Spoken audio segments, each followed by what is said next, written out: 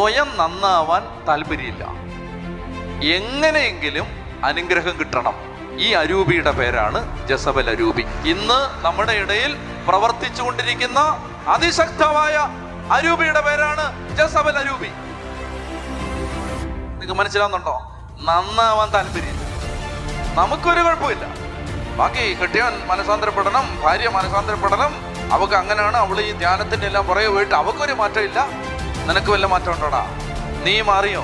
10 കൊല്ലം മുമ്പുള്ള നിന്നെയും ഇന്നത്തെ നിന്നെയും തമ്മിൽ തട്ടിച്ചു നോക്കിയാൽ നിന്നെ പരിചയമുള്ളവർ പറയുമോ 10 കൊല്ലം മുമ്പുള്ള നീയല്ല ഇപ്പം, നീ ഒരുപാട് മാറിയെന്ന്? പറഞ്ഞില്ലെങ്കിൽ ക്രിസ്ത്യാനി, നിന്റെ ജീവിതമാണ് ഏറ്റവും ഗതികെട്ട ജീവിതം.